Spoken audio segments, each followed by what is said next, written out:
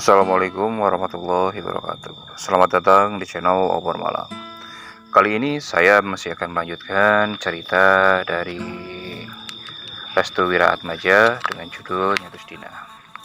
Oke, kita langsung saja mulai ke ceritanya. Di lain tempat, Maya yang masih terus-menerus melawan kekangan yang dilakukan oleh Badri dan Agung. "Mah, sudah mah, Maya, hentikan." Mati, mati, mati. Maya terus-menerus melawan kekangan kedua pria itu. Mati, mati, mati. Tanpa tak banyak lama, Badi memencet ibu jari Maya sembari membaca bacaan. Hal itu membuat Maya meronta kesakitan dan teriak histeris. Beberapa menit kemudian, Maya pingsan karena energi gaib yang memasuki tubuh Maya telah keluar dari tubuhnya. Badri dan Agung bersyukur makhluk yang berada di dalam tubuh Maya telah keluar dari tubuh Maya. "Kenapa Maya mengeruk tubuh kuburan Ranti?" tanya Agung. "Aku rasa ini bukan perbuatan Ranti. Akan tetapi ada sesuatu yang mempermainkan kita," ucap Badri. "Maksudmu ini kiriman?" tanya Agung. "Aku yakin ini pasti kiriman," jelas Badri. Agung dan Badri mengangkat Maya menuju rumah. Namun hal yang tak pernah mereka ketahui benar-benar terjadi. Di dalam rumah, Mbah Uti dan Abah mencari setengah mati keberadaan Epan yang menghilang. "Epan kemana?" tanya Abah. "Tadi ada di kamar," jawab Mbah Uti. "Tapi hanya ada Suci saja yang berada di tempat itu," jelas Abah. "Jangan-jangan," ucap Abah, "sumur itu." Abah dan Mbak Uti lalu berlari menuju ke arah sumur tempat di mana pembakaran barang-barang Ranti yang dilebur dengan api. "Wah, tutup sumurnya terbuka," ucap Mbak Uti. Abah langsung berlari menuju sumur itu. Dia mendapati tutup sumur yang terletak begitu saja di dekat sumur. Mbak Uti menutup mulutnya dengan kedua tangannya. Hal yang tidak diinginkan benar-benar terjadi. Selama ini, Mbak Uti menutup-nutupi sebuah fakta bahwa di dalam sumur itu terdapat kalong wewe yang telah lama bersemayam di dalamnya. "Bah, di mana Epan?" tanya Mbak Uti. "Epan tak ada di dalam sumur. Kemana dia? Apakah Epan yang membuka sumur ini?" tanya Abah. "Jika benar-benar Epan yang membuka ini, mungkin dia telah mengeluarkan sosok itu," ucap Mbak Uti. "Sosok itu, sosok yang membunuh Ranti, kalong wewe. Kenapa kamu tidak memberitahu ini sejak awal? Kenapa?" teriak Abah. "Aku takut. Sosok itu merupakan sosok yang mengerikan. Dia telah meneror kami berhari-hari lamanya. Bahkan semenjak kematian Ranti, sosok itu masih mencari korban," jelas Mbak Uti. "Epan cucuku," jelas Abah. Mbak Uti mendekati sumur. Dia mendapati beberapa helai rambut di sekitar sumur yang mengarah kepada suatu tempat. "Epan masih bisa diselamatkan," ucap Mbak Uti. "Maksudnya?" "Sosok itu tidak jauh dari sini. Dia berada di dekat sini," ucap Mbak Uti. Badri dan Agung mendatangi rumah mereka dan mendapati suasana rumah telah kosong. "Mbah, Abah, Epan, Suci," ucap Badri. Agung meletakkan Maya di kamarnya, sedangkan Badri langsung menuju kamar Epan. Ternyata ia tak mendapat, hanya Suci yang sedang tertidur. "Epan, kamu di mana, Nak?" teriak Badri. Agung yang mendengar teriakan itu langsung keluar dari kamarnya. "Ada apa, Mas?" tanya Agung. "Epan tak ada." "Loh, kok bisa? Abah sama Mbak Uti mana?" tanya Badri. Agung menggeleng-gelengkan kepalanya. "Epan, Epan, Epan." Badri seperti kesetanan. Dia mengecek seluruh kamar, gudang untuk mencari keberadaan Epan. Namun Badri tak mendapati keberadaan Epan. Namun tiba-tiba Badri seperti mendengar percakapan mengenai Epan. "Kita harus selamatkan Epan," ucap Mbak Uti. "Selamatkan Epan?" tanya Badri. "Badri," ucap Abah yang lirih. "Epan kemana, Bah?" teriak Badri. "Tenang dulu, Dri, tenang," ucap Mbak Uti. "Bagaimana aku bisa tenang? Ranti telah meninggal. Lalu sekarang Epan tak ada di rumah. Apa kalian pernah merasakan apa yang aku rasakan? Teriak Badri. Epan dibawa kalong wewe, Dri, ucap Uti. Kalong wewe? Iya, di sumur ini terdapat kalong wewe. Maaf, Mbak baru bisa cerita ini sekarang, ucap Mbak Uti. Astagfirullah, Epan. Air mata Badri berjatuh ketika mengetahui bahwa Epan telah diculik oleh kalong wewe. Epan masih bisa diselamatkan. Kita harus cepat mengatasinya, ucap Apa. Bagaimana, Bah? Ini sudah hampir pagi. Apa masih sempat? Tanya Badri. Masih bisa. Aku yang akan menuju tempat Epan, ucap Mbak Uti. Maksudnya, aku akan masuk ke dalam sarang kalong wewe itu. Karena ini satu-satunya cara agar Epan bisa kembali, ucap Mbak Uti. Caranya bagaimana? Tanya Badri. Mbak Uti mengajak Badri menuju kamarnya, diikuti oleh Abah. Mereka bersiap untuk mengambil Epan kembali. Saat berada di kamar, Mbak Uti menjelaskan mengenai maksudnya membawa ke kamar. Kalong wewe itu masih berada di sekitar perkebunan dekat sini. Kalian berdua ajaklah seluruh warga untuk menabuh perlengkapan dapur sedari memanggil nama Epan, ucap Mbak Uti. Agung mana? Tanya Mbak Uti. Ia sedang menjaga istrinya, Suci dan Suci, ucap Badri. Bagus, Agung bertugas menjaga rumah ini, ucap Mbak Uti. Lalu apa tugas Mbak Uti? Tanya Badri. Aku akan menuju ke tempatnya lewat perjalanan batin. Aku akan bertelanjang di hadapannya. Bertelanjang? Tanya Badri. Iya, dengan kalian yang menabuh tabuhan itu. Aku akan bertelanjang di hadapan kalong wewe itu. Sebelum waktunya Epan dimandikan atau diberi makan oleh kalong wewe itu. Kita harus secepatnya untuk menyelamatkan Epan, jelas Mbak Uti. Dengan begitu, Epan akan selamat, tambah Mbak Uti. Apakah benar Epan akan selamat, Bah? Tanya Badri memastikan. Perkiraan ada 3 kemungkinan. Pertama, Epan akan mati. Kedua, jika dia selamat, dia akan membisu. Hal ini disebabkan Epan memakan makanan yang diberikan oleh kalong wewe itu. Dan ketiga, Epan akan sakit dengan waktu yang lama, ucap Mbak Uti. Astagfirullah. Kita harus bergerak cepat. Sekarang sebelum Epan dimandikan dan diberi makan, ucap Mbak Uti. Abah dan Badri keluar rumah untuk mengerahkan warga agar membantunya menemukan Epan. Sedangkan Mbak Uti, tugasnya berat. Dia harus melakukan perjalanan batin menuju tempat kalong wewe itu. Perjalanan batinnya sangat berbahaya jika gagal. Resikonya juga adalah kematian.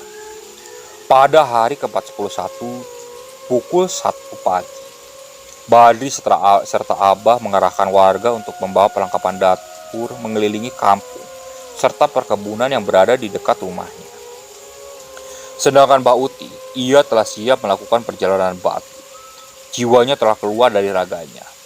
Saat ini, saya akan menjelaskan mengenai perjalanan Mbak Uti ketika melakukan perjalanan batin. Mbak Uti mulai melakukan perjalanan. Dia melewati kamarnya serta bersiap untuk meninggalkan rumahnya. Mbak Uti benar-benar setengah telanjang bulat. Tak ada satu kain pun yang menutupinya. Perjalanan batin ini bukan perjalanan raga, artinya raga utuh dengan bajunya. Ia melewati beberapa sosok di hadapan rumahnya. Ia melihat banyak sekali sosok yang bertengger di dalam rumahnya. Dimulai dari kuntilanak, bahkan pocong sekalipun. Namun mereka semua hanya memandang kelakuan aneh dari Mbak Uti. Awalnya Mbak Uti merasa merinding. Namun karena ini demi cucunya, Mbak Uti bersikeras untuk menyelesaikan tugasnya. Mbak Uti berjalan mengintari setiap rumah. Ia memperhatikan satu demi satu rumah warga. Bersamaan dengan itu, Mbak Uti mendengar suara pukulan alat-alat dapur yang benar-benar membuatnya harus cepat menemukan keberadaan Epan. Kali ini Mbak Uti sudah berada di pemakaman. Dia mendapati banyak sosok yang bertengger di pohon Kamboja. Mata Mbak Uti terkejut ketika ia mendapati sosok kalong wewe yang sedang bertengger di pohon Kamboja di dekat makam Ranti. Epan, ucap Mbak Uti. Epan sedang dipaksa untuk diberi makan. Mbak Uti langsung berlari mendekati kalong wewe itu dan menggerak-gerakkan tubuhnya. Sesekali dia menungging untuk menggagalkan rencana Kalong Wewe itu. Kalong Wewe itu memperhatikan pergerakan Mbak Uti. Mbak Uti tampak menikmati pergerakannya. Sesekali ia menari dan menggerak-gerakkan tubuhnya. Bunyi-bunyian yang dihasilkan dari perlengkapan dapur itu membuat Kalong Wewe terberdaya dan menjatuhkan Epan. Dengan seketika, makanan yang diberikan Kalong Wewe itu gagal dimakan oleh Epan. Mbak Uti langsung membawa tubuh Epan yang merupakan jiwanya menuju ke rumahnya. Dia menghindari pergerakan dari Kalong Wewe itu yang terus saja mengejarnya. Beberapa sosok yang mendapati pergerakan Mbak Uti menjadi lebih penasaran. Bahkan sosok yang turun dari tempat asalnya. Mereka yang bertengger di pohon kamboja secara satu persatu mulai menurut tepatnya dan mendekati Mbak Uti. Jangan mendekat, ucap Mbak Uti sambil mengangkat Epan. Tubuh Epan sudah basah kuyup. Itu artinya Epan sudah diajak jalan-jalan berkeliling kampung dan dimandikan di sungai. Hal ini membuat Mbak Uti khawatir jika nantinya Epan akan sakit dengan waktu yang sangat lama. Mbak Uti langsung menggendong tubuh Epan dengan langkah yang sedikit berlari untuk mempercepat atau membawa jiwa Epan menuju rumah dan kembali lagi ke dalam rumahnya. Tabuhan-tabuhan yang disebabkan oleh perlengkapan dapur itu terus saja bergema. Mbak Uti bersyukur Badri dan Abah menjalankan tugasnya dengan baik. Mbak Uti pun sampai di rumah. Dia harus cepat kembali ke dalam raganya sebelum tabuhan-tabuhan itu berhenti. Karena jika tabuhan itu berhenti, Kalong Wewe itu akan menuju ke tempatnya dengan cepat. Begitu Mbak Uti berhasil memasuki raganya kembali, dia berhasil membawa Epan ke tempat semula. Epan yang ditemukan berada di depan kamarnya. Bersama dengan itu juga, tiba-tiba bunyi-bunyian itu berhenti. Mbak Uti merasa ada sesuatu yang janggal. Ia menengok ke belakang rumahnya untuk mengecek keberadaan sumur yang masih terbuka. Dan tiba-tiba dari dalam sumur itu muncul Kalong Wewe yang kedua tangannya penuh dengan bulu yang amat lebat. Begitu juga dengan payudaranya yang menggantung ke kanan dan kiri. Hal itu membuat bulu kuduk Mbak Uti berdiri. Ia segera berlari menuju kamar Epan dan mendapati Epan yang masih terbujur kaku di dalam kamar. Mbak Uti langsung menggotong tubuh Epan untuk disembunyikan di bawah tempat tidurnya sambil menutupi mulutnya. Langkah Kalong Wewe itu dirasakan karena tabrakan energi yang benar-benar kuat. Sesekali Kalong Wewe itu berteriak-teriak seperti teriakan hewan yang sedang mencari sesuatu. Suaranya melengking, namun membuat seluruh tubuh Mbak Uti merinding. Di dalam hati, Mbak Uti membaca bacaan sebisanya. Dia ingat akan satu hal. Pikirannya tak boleh kosong begitu juga jika Kalong Wewe itu berpapasan langsung dengan wajahnya. Dia tak boleh bergerak sedikit pun. Kedatangan Kalong Wewe ini diawali dengan bau pandan yang sangat menyengat aromanya. Sesekali aroma itu menusuk hidung Mbak Uti yang sudah berusia lanjut. Masing-masing tangannya masih menutupi mulutnya dan mulut Epan. Terdengar suara pintu terbuka dengan sendirinya. Mbak Uti mulai merasakan energi yang kuat yang masuk ke dalam kamar Epan. Mbak Uti melihat dengan mata kepalanya sendiri. Tubuh dari Kalong Wewe itu sangat besar, dengan kaki yang penuh bulu dan berwarna hitam seperti kaki serigala. Kalong Wewe itu terus-menerus mengeluarkan suara dengan maksud agar Mbak Uti keluar dari tempat persembunyiannya.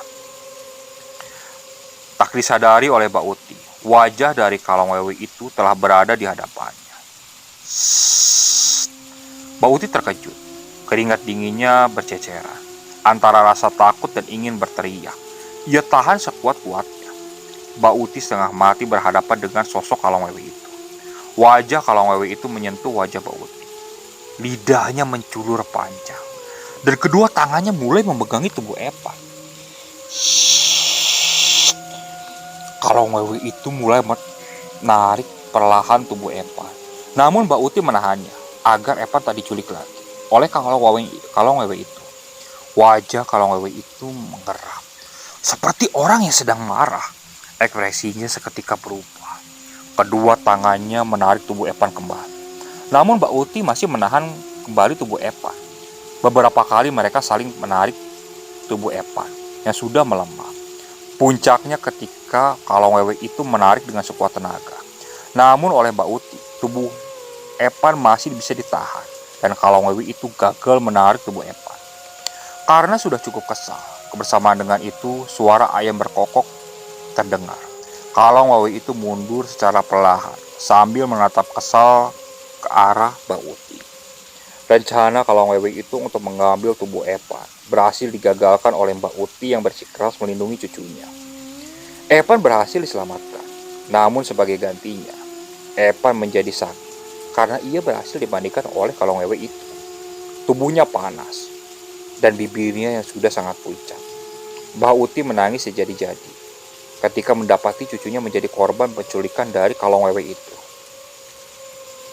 Mbak Uti benar-benar payah terhadap dirinya karena tak mampu menjaga cucunya sehingga menjadi rongan Kalongwewe itu. Selepas kejadian itu, Badri dan Abah masuk ke dalam rumah. Dia mendapati Mbak Uti sedang terduduk lesu di ruang tamu. Agung saat itu sudah tertidur karena menjaga istri serta anaknya. "Apa yang membuatmu sedih, Mbah?" tanya Badri. Mbak Uti terdiam. Ia menatap rona wajah Badri yang kusam dan berkeringat itu.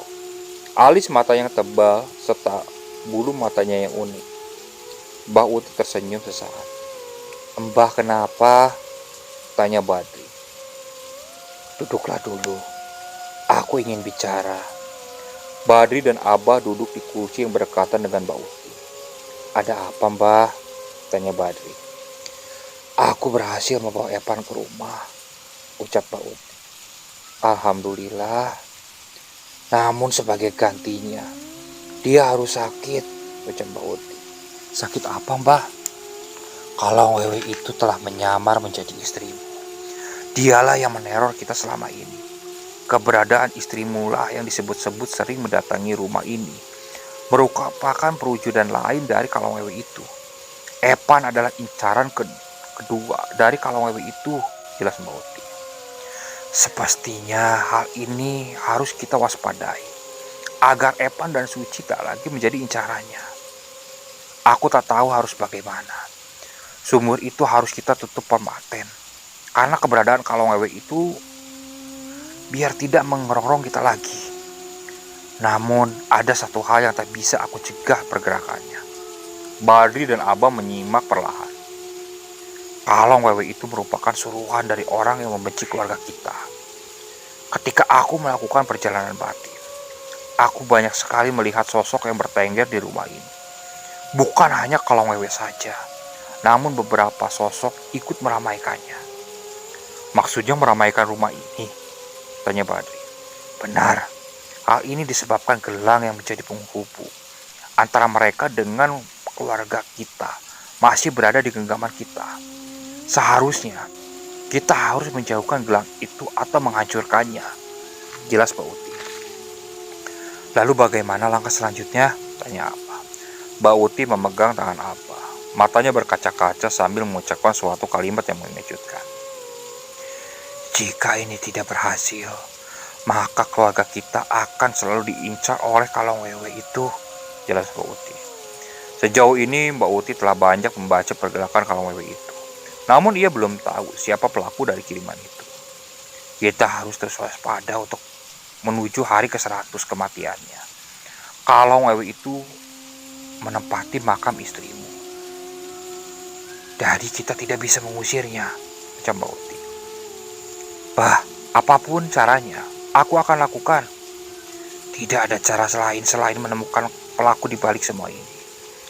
Entah siapapun pelakunya, aku yakin dia telah merekam jejak perjalanan keluarga ini," ucap Mbak Uti. "Itu artinya orang itu telah mengetahui banyak hal tentang keluarga kita," tanya Badri. "Benar. Karena itu aku tak bisa merespon lebih dalam terhadap perjalanan batinku. Karena beberapa pergerakanku terbatas. Hingga aku tak bisa merasakan energi mana yang menjadi penghubung antara Kalongwewe itu dengan pelaku. Memang aneh. Kita semua telah tertipu oleh pergerakan pelaku. Pelaku memang cerdik memainkan situasi. Dia selalu menyerang orang-orang yang memiliki emosi yang tinggi dan labil," ucap Mbak Uti. "Maksudnya Maya, Epan, Suci. Ketiganya memiliki emosi yang tinggi dan labil. Jika Kalangwewe itu menyamar menjadi istriku, berarti selama ini kita diteror oleh sosok itu. Apakah ada kemungkinan Ranti akan mendatangi rumah ini? Tanya Badri.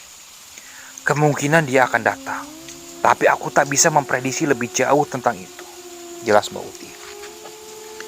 Jika begitu, tugas kita adalah menjaga Maya, Suci, dan Epan. Lalu kita harus membuang jauh gelang itu dan menghancurkannya. Apakah itu benar? Tanya Badri. Mbak Uti mengangguk pelan. Abah yang serta dia mulai angkat bicara. Aku mulai curiga dengan tukang sapu itu. Tukang sapu? Siapa dia? Tanya Mbak Uti. Beberapa hari kemarin, Epan dan Suci mendapati tukang sapu yang sedang membersihkan sumur. Sesekali, sumur itu disiram menggunakan air kembang, lalu dibersihkan, ucap Abah. Itu adalah pelakunya. Apakah dia warga sini? Tanya Mbak Uti. Bukan. Dia tidak terlihat seperti warga sini. Hanya saja, aku tak sempat memergokinya, karena dia tahu keberadaanku dan langsung memalingkan wajahnya dan pergi, ucap Abah. Mbak Uti terus mengingat siapa tukang sapu itu. Hari sebelum kematian Ranti, memang ada tukang sapu yang membersihkan halaman rumahnya serta sumur itu. Berarti pelaku itu telah menaruh Kalangwewe itu bertahun-tahun lamanya. Sebelum kematian Ranti, ucap Kunti. Maksudnya, tanya Badri. Pelaku itu merupakan orang yang tidak menyukai Ranti. Aku yakin itu. Jika memang prediksiku benar, dia akan datang di hari ke-100 kematian Ranti, ucap Kunti. Memang harus ke-100 hari, tanya Badri. Karena di hari itu, tubuh Ranti akan kembali ke alamnya. Sebelum kembali, dia akan ditarik kembali untuk dijadikan wadah dari Kalangwewe itu. Kita harus waspada. Atas penjelasan Mbak Uti, Badri semakin paham. Ternyata, selama ini keluarganya telah kecolongan. Ingat, jaga Suci, Maya serta Epan, hingga hari ke-100. Jangan pernah kecolongan lagi. Sosok itu bisa menyamar menjadi siapa saja, ucap Mbak Uti. Baik, Bah. Obrolan itu kemudian ditutup. Badri menuju kamar Epan dan mendapati Epan tengah tertidur. Badri memeluk tubuh Epan yang sedang sakit itu. Tubuhnya panas dan sangat pucat. Epan, Papa pasti menyelesaikan semua ini. Papa sayang Epan. Papa nggak mau kehilangan permata satu-satunya di hati Papa, ucap Badri sambil menitikan air mata kasih sayangnya kepada Epan. Pada hari ke-42, selama berhari-hari Mbak Uti dan Abah menjaga Epan dan Suci. Jangan nakal ya, mainnya di rumah saja, ucap Abah. Iya, Bah, jawab Suci dan Epan. Mereka berdua kembali ke kamar. Bah, apa mereka berdua gak apa-apa di dalam kamar aja, ucap Mbak Uti. Itu ada keputusan yang tepat untuk keselamatan mereka berdua, jawab Abah. Srek, srek, srek, srek. Bah, kok ada suara yang menyapu di depan rumah? Tanya Mbak Uti. Abah dan Mbak Uti langsung berlari menuju ke jendela rumah. Terlihat dengan jelas wanita berusia 70 tahunan sedang menyapu di depan rumahnya. Perempuan itu, ucap Mbak Uti. Siapa, Bah? Tanya Abah. Wanita penyembah setan, jelas Mbak Uti. Wanita itu menengok ke arah jendela rumah dan mendapati Mbak Uti serta Abah sedang memergokinya. Bah, ucap Mbak Uti. Abah langsung buka pintu, namun sangat disayangkan. Wanita tua itu sudah pergi dari rumahnya entah ke arah mana. Kemana dia? Tanya Abah. Mbak Uti masih memandangi bekas yang disapu oleh wanita itu. Dia mendapati sebuah rambut yang mirip atau yang pernah ia temukan di sumur. Rambut ini seperti yang pernah aku temukan di sumur itu, ucap Mbak Uti. Ada apa, Mbah? Tanya Abah. Mbak Uti langsung berlari menuju sumur. Dia memperhatikan dengan sesama sumur itu yang pinggirannya berbau kembang kantil. Wanita itu benar-benar berbahaya, ucap Mbak Uti. Mbak Uti pun kembali menuju Abah. Kapan sumurnya mau ditutup paten? Tanya Mbak Uti. Malam ini, jawab Abah. Jangan lupa, setelah itu suruh Agung dan Badri menuju rumah Mbak Wanto. Mungkin dia tahu apa yang harus kita lakukan, ucap Mbak Uti. Baik, nanti aku sampaikan.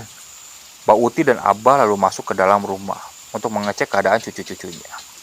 Di dalam kamar, Epan dan Suci sedang berbicara empat mata mengenai rumahnya yang sedikit berhantu.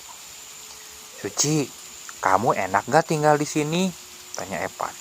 Enak kok, karena Abah dan Mbah sangat sayang sama Suci. Bukan itu, potong Epan. Terus apa? Rumah ini kan berhantu. Kemarin aku diculik sama kalong wewe. Coba pegang badan aku. Masih panas nggak? Tanya Epan. Suci memegang dahi Epan. Panas banget kayak kompor. Emang kamu diculik kemana? Tanya Suci. Seingat aku, kalong wewe itu mandiin aku di sungai. Tapi nggak tahu di sungai mana.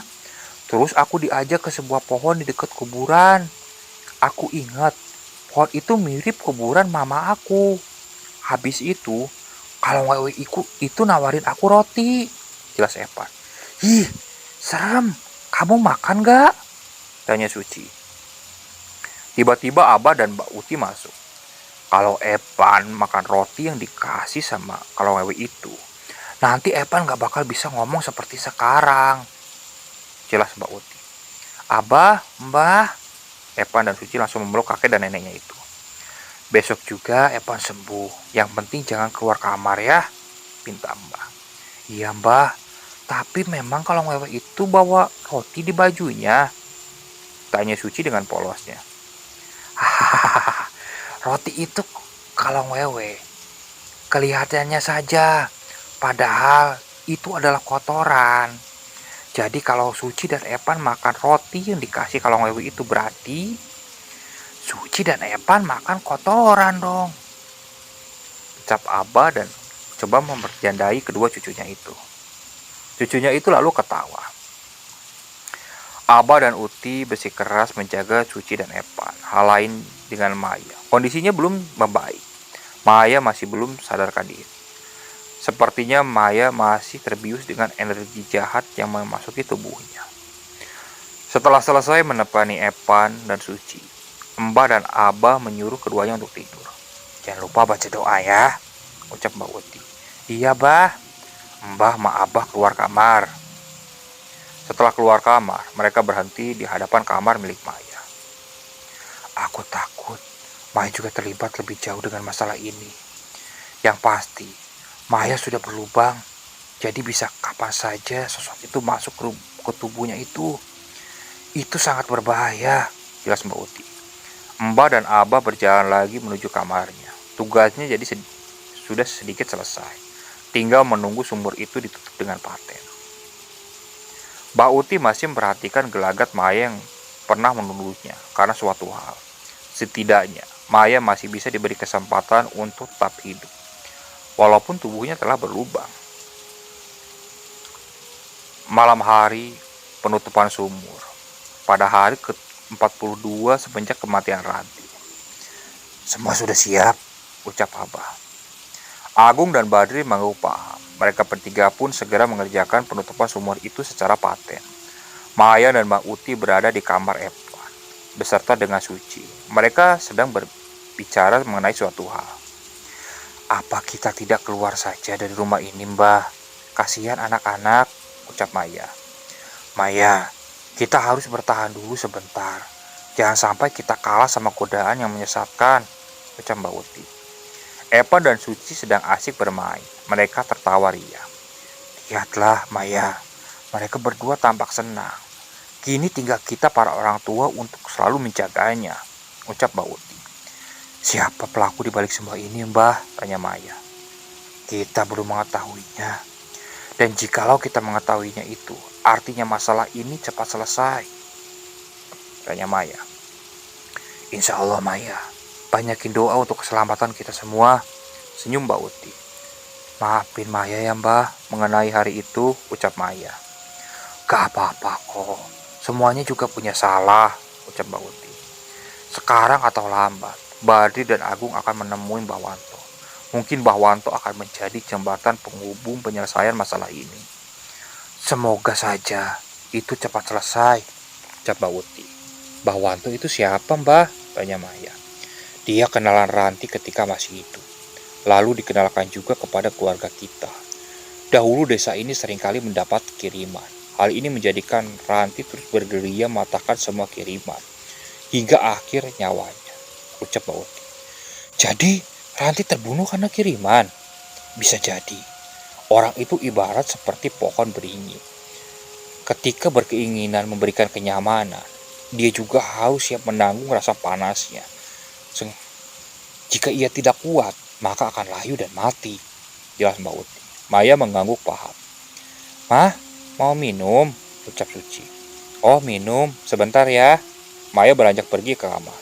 Namun tangan Mbak Uti memeganginya dulu. Ingat Maya, jangan sampai pikiranmu kosong. Mereka mengetahui keadaanmu yang sudah berubah, ucap Mbak Uti. Siap, Mbah, jawab Maya. Maya menuju dapur untuk mengambil air minum untuk Suci. Pikirannya masih kacau. Akibat tempo hari dirinya kerasukan sesuatu dan tidak mengetahui apa penyebabnya. Bruk, bruk. Suara dentuman kecil mengarah kepada gudang kosong milik keluarga ini. Perlahan Suci mendekat untuk mengeceknya lebih jauh. Suara itu menambah kencang bunyinya. Mas Badri, Abah, Agung, siapa di sana? Ucap Maya. Dan ketika didekati, dia terkejut. Karena itu hanyalah seekor kucing yang sedang bermain kelereng bekas cat rumah. Kirain apaan? Ucapnya. Namun begitu ia membalikkan tubuhnya, sesosok makhluk hitam dengan tubuh penuh borok, serta kedua payudaranya menggantung berada di depannya. Teriak Maya. Tentu saja seluruh keluarga yang berada di luar serta di dalam rumah terkejut mendengar teriakan Maya. Maya, ucap Agung. Agung langsung berlari. Gung! Badri berkeinginan untuk menyusul Maya, namun Abah melarangnya. Lanjutkan secepatnya. Abah menyuruh Badri melanjutkan penutupan sumur itu secara paten. Biar aku yang menyusul Agung, ucap Abah. Badri mengangguk paham. Dia mempercepat penutupan sumur itu dengan sekuat tenaga. Mbak Uti langsung mengunci kamar Evan dan meninggalkan keduanya di dalam kamar. Sebelum itu ia berpesan sesuatu kepada Evan dan Suci. Jangan kalian buka pintunya sebelum Mbak yang masuk. Kalian bersembunyi di bawah tempat tidur. Cepat, ucap Mbah. Evan dan Suci mengangguk paham. Mbak Uti secepat mungkin menuju dapur. Begitu juga dengan Agung dan Abah. Mereka bertiga saling bertemu dan berhadapan di gudang dengan gelap dan sunyinya itu. Mundur, dia datang, ucap Mbak Uti. Siapa? Tanya Agung. Kalong wewe itu merasuki Maya, jelas Mbak Uti. Mereka bertiga mundur beberapa langkah dari gudang. Mati, mati, mati, ucap Maya sambil memegangi pisau di genggamannya. Pisau itu akan ia hujamkan tepat di perutnya. Maya, jangan Maya, hentikan. Mati, mati, mati. Pisau itu mulai ia angkat. Maya, jatuhkan pisaunya, teriak Agung. Maya, jangan lakukan itu Maya, hentikan, teriak Mbak Uti. Mati, mati, mati. Pisau itu ia angkat perlahan. Bersama dengan itu, Badri hampir selesai menutup sumur. Maya, teriak Agung. Ia berlari menuju ke arah Maya. Namun pisau itu sudah berada di perutnya dan sedikit lagi hendak menusuk perutnya itu. Bruk! Badri menyelesaikan penutupan sumur itu. Ia pun melempar sekop sambil berteriak. Bersama dengan itu, pisau yang dipegang Maya terjatuh dan gagal mengenai perut Maya. Tubuh Maya ambruk bersama dengan dentuman sekop yang dilempar oleh Badri. Maya, teriak Agung sambil menghampiri Maya. Dia sudah pergi, ucap Mbak Uti. Abah dan Agung langsung menggotong tubuh Maya menuju kamar. Sedangkan Mbak Uti masih memandangi gudang rumah itu. Apa penyebabnya dia masih terus-menerus bermunculan? Tanya Mbak Uti. Napas Badri naik turun. Tubuhnya terasa pegal sekali setelah melakukan penutupan sumur dengan pengajian yang super cepat. Badri memandangi benda yang berkilauan seperti emas yang terlempar bersamaan dengan saat ia melempar sekop itu. Badri pun beranjak bangkit untuk mengambil kembali benda itu. Kaki kirinya ia seret ke tanah karena uratnya tegang ketika ia merasakan pengerjaan sumur itu dengan paksa. Ketika dirinya hendak mengambil gelang itu, Sebuah kaki menginjaknya terlebih dahulu gelang yang akan ia ambil. Gelang ini adalah jembatan bagi makhluk itu. Cepat buang jauh-jauh, atau hancurkan tanpa sisa, atau kamu berikan kepada Mawanto, ucap Mbak Uti. Baik, Bah. Mbak Uti mengambil gelang itu dan berjalan menuju ke dalam rumah. Kenapa Mbah tahu semua ini? Tanya Badri. Badri, mereka tak pernah menyerah meneror keluarga kita. Aku tahu apa yang tak kau ketahui, ucap Mbak Uti. Selesaikan tugasmu secepatnya. Jangan sampai makhluk itu mengambil anak serta keluargamu lagi. Cukup Ranti yang dijadikan korbannya, ucap Mbak Uti. Badri menunduk pasrah dirinya sambil belum bisa menerima sepenuhnya kematian Ranti. Mbak Uti menuju kamar Maya. Setidaknya makhluk itu sudah pergi, namun dia juga akan datang kembali sebelum gelang ini dihancurkan, ucap Mbak Uti sambil menunjukkan gelang itu kepada Abah dan Agung. Agung, pagi ini kamu dan Badri berkunjung ke rumah Bawanto. Hancurkan gelang ini secepatnya, ucap Mbak Uti sambil menyerahkan gelang itu. Baik, Bah, ucap Agung. Hari ke-43 setelah kematian Ranti. Pagi itu Agung dan Badri berangkat menuju rumah Bawanto. Mbak Uti masuk ke dalam kamar untuk menghibur Suci dan Epan yang berada di dalam kamar. Abah masih memandangi halaman depan rumahnya. Ia seperti menunggu seseorang yang biasa menyapu di depan rumahnya itu. Namun orang yang dimaksud tak kunjung juga datang. Di dalam perjalanan, mereka berdua hanya berdiam. Tak ada sepatah kata pun. Mereka berdua seperti budak yang dikejar-kejar oleh sesuatu yang tak pernah terselesaikan. Begitu mereka telah sampai, Mbah Wanto telah berada di depan rumahnya. Bah, ucap aku, langsung masuk saja. Aku tahu maksud kedatangan kalian berdua, ucap Mbah Wanto. Agung dan Badri masuk ke dalam rumah Mbah Wanto. Silahkan duduk, ucap Mbah Wanto. Baik, Mbah. Mereka berdua duduk di hadapan Mbah Wanto. Kemarikan gelang itu, ucap Mbah Wanto. Agung memberikan gelang itu kepada Mbah Wanto. Gelang ini bukan gelang sembarangan. Ada sesuatu yang tersimpan di dalamnya yang mengaitkan makhluk itu kepada gelang ini. Jika kalian tahu, dulunya Mbak Utilah orang yang memelihara makhluk itu, jelas Mbah Wanto. Badri dan Agung terkejut mendengar hal itu. Jadi selama ini dia tertipu oleh Mbah Uti yang menutup-nutupi kebenarannya. Namun makhluk itu ia buang karena memakan korban, jelasnya. Maksudnya, tanya Badri. Makhluk itu awalnya peliharaan, biasa untuk menjaga kalian dari gangguan makhluk lain. Namun begitu kelahiran anak pertama kalian berdua, makhluk itu kehilangan kendali dan sering mengganggu keluarga kalian, jelas Mbah Wanto. Lalu istrimu Badri, yaitu Ranti, dia bersikeras untuk menyingkirkan makhluk itu pada saat tengah malam. Dia ingin menghancurkan makhluk itu bersamaan dengan gelang ini, jelas Mbah Wanto. Kenapa istriku yang menghancurkannya? Tanya Badri. Istrimu lah orang pertama kali mengetahui keberadaan makhluk itu. Sebelumnya, Mbak Utimu itu telah membuangnya. Namun karena gelang ini dijadikan pelantara untuk digunakan istrimu, jelas Mbah Wanto. Pantas saja, istriku meninggal di dekat sumur. Dan gelang itu, gelang itu berada di sisinya kan? Tanya Mbah Wanto. Benar, Bah. Kata Mbak Uti seperti itu, ucap Badri. Gelang itu ingin ia lempar ke dalam sumur. Namun makhluk itu keluar terlebih dahulu dan membunuh istrimu, ucap Mbah Wanto. Karena itu jika ingin kau hancurkanlah tepat pada hari ke-100 kematian istrimu. Jika tidak, makhluk itu akan terus merongrong keluargamu, ucap Mbah Wanto. Baik, Bah. Satu lagi, awasi istrimu juga, Gung. Dia juga telah berlubang. Dia akan menjadi sasaran berikutnya. Oh iya, Mbah. Mbak Uti menitipkan salam, ucap Badri. Mbah Wanto hanya tersenyum. Mereka berdua kembali ke rumah untuk menyelesaikan tugas berikutnya. Namun yang dijadikan pertanyaan Badri dan Agung adalah mengapa Mbak Uti melihara makhluk itu. Jika untuk melindungi keluarga, mengapa dia bersusah payah memelihara kalong wewe?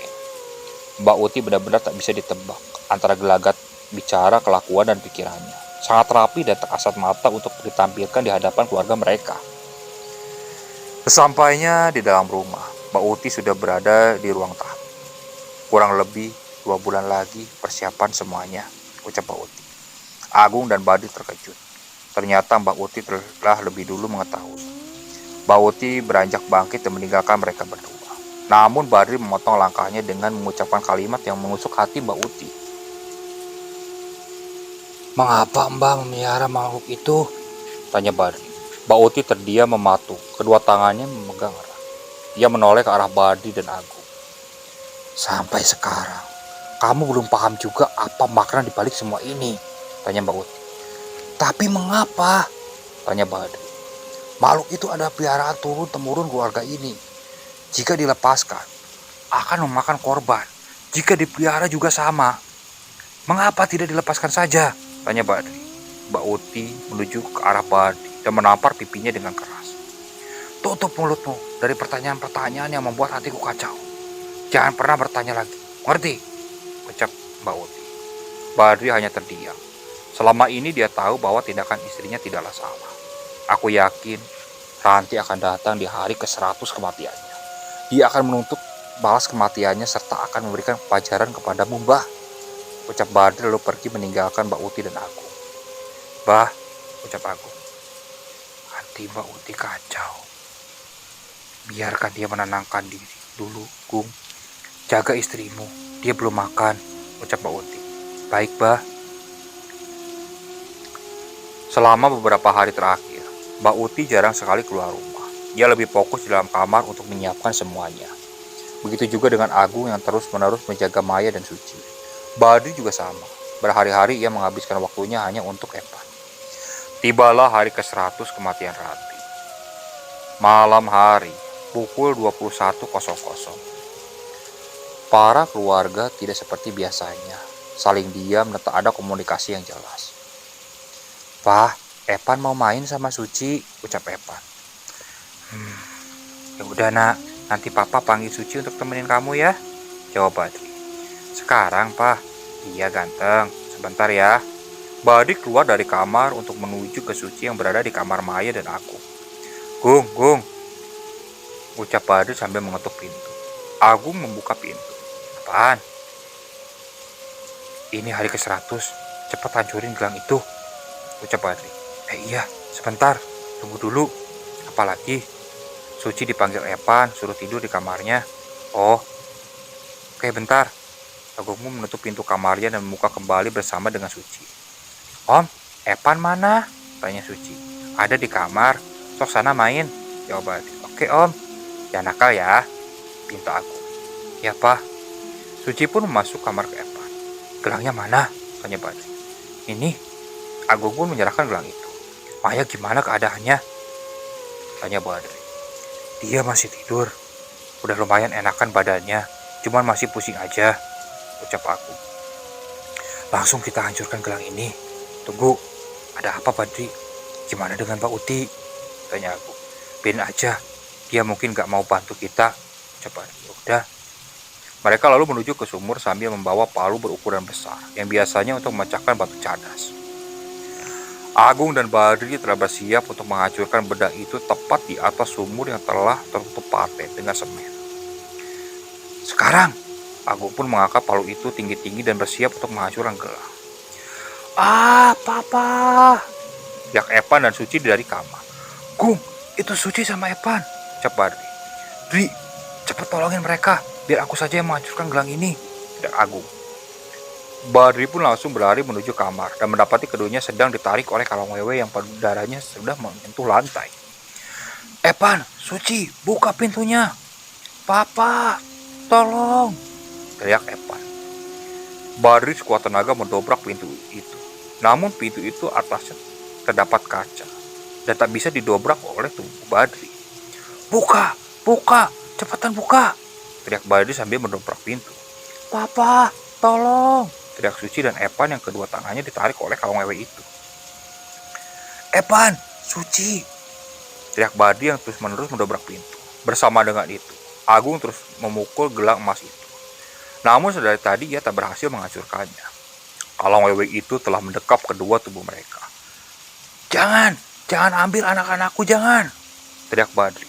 Agung terus memukul gelang itu berkali-kali dengan sekuat tenaga. Dan di pukulan yang ke-100, ia berhasil mematahkan gelang itu. Dengan seketika, Kalong Wewe itu berteriak sangat kencang sambil memegangi kepalanya dan melepaskan Epan serta Suci. "Epan, Suci, cepat buka pintunya. Epan dan Suci pun berlari ke arah pintu dan membuka pintu. Papa, Epan takut. Suci juga om. Badi memeluk mereka berdua dan menutup kembali pintu kamar, serta mengunci kamar itu dari luar. Epan dan Suci terus saja menangis, karena trauma mendapati sosok itu muncul secara tiba-tiba di dalam kamar. Hal yang serupa juga terjadi kepada Maya. Ia kerasukan sosok wanita. Maya terbangun dengan mata melotot dan menuju ke kamar Mbak Uti dan Abah. "Mah, Mama mau kemana?" tanya Suci. Suci ingin menghampiri Maya, namun tangannya ditarik oleh Badri. "Itu bukan mamamu." Maya masuk ke dalam kamar Mbak Uti dan mendapati Mbak Uti serta Abah sedang tertidur. "Mau apa kamu, Maya?" tanya Abah, yang terbangun ketika Maya masuk. Maya langsung menampar Abah dan langsung tersungkur ke dekat lemari. "Ranti, kau ke itu?" tanya Mbak Uti. Tanpa banyak bicara, Ranti langsung mencekik leher Mbak Uti dan menempelkannya ke tembok. "Hentikan, Ranti," teriak Mbak Uti. Mendengar hal itu, Agung dan Badri langsung masuk ke kamar Mbak Uti dan mendapati Maya sedang mencekik leher Mbak Uti. "Ranti, sudah cukup," teriak Badri. "Pak Ranti, sudah cukup Mbak," teriak Agung. Ranti yang sedang memasuki tubuh Maya itu terus mencekik leher Mbak Uti. "Ranti, ini Epan, dia kangen sama kamu," ucap Badri. "Mama, udah mah, kasihan nenek," ucap Epan sambil menangis. Ranti melepaskan cekikannya. Air matanya berjatuh ketika mendengar suara Epan, anaknya sendiri. "Mah, Mama udah pulang aja. Epan di sini baik-baik aja. Mama yang tenang di sana," ucap Epan. "Ranti, udah, Epan aku jaga terus." Ranti yang memasuki tubuh Maya itu menangis terseduh-seduh. "Maafin Mbak Uti, Ranti," ucap Badri. "Sekarang keluarlah dari tubuh Maya. Kasihan Maya, kasihan Mbak Uti, kasihan Epan, kasihan kita semua," ucap Badri. "Maya, Epan janji gak akan nakal," ucap Epan. "Epan gak akan ngelawan papa kok. Epan janji kok, Mah," ucap Epan. Ranti yang memasuki tubuh Maya tersenyum dengan air mata yang basahi pipinya. "Sekarang pulanglah, kami akan terus mendatangi kuburanmu," ucap Badri. Tiba-tiba, angin berhembus cukup kencang memasuki kamar Mbak Uti. Bersama dengan itu, Ranti keluar dari tubuh Maya. Maya langsung terjatuh, dan Agung dengan sigap menangkap tubuh Maya yang sudah lemah itu. "Mas," ucap Maya. Mbak Uti masih memegangi lehernya sambil menangis. "Maafin Mbah," ucap Mbak Uti. Epan berlari menuju neneknya sambil memeluk Mbak Uti. "Mbah." Badri tak kuasa menahan air matanya melihat sesuatu yang haru itu. Suci mendekati Maya sambil menangis. "Mama, Suci takut," ucap Suci. "Sekarang ada papa, Suci jangan takut," ucap Agung. Abah terbangun dan mendapati suasana yang mengharukan itu. Dia pun beranjak bangkit dan memeluk Badri. "Maafin Abah, Dri ya." "Ya, Bah." Keesokan harinya, satu keluarga sepakat untuk mengunjungi makam Ranti untuk berziarah. Mereka berdoa untuk ketenangan Ranti, sambil meminta maaf atas kesalahan-kesalahan yang telah mereka lakukan kepada Ranti.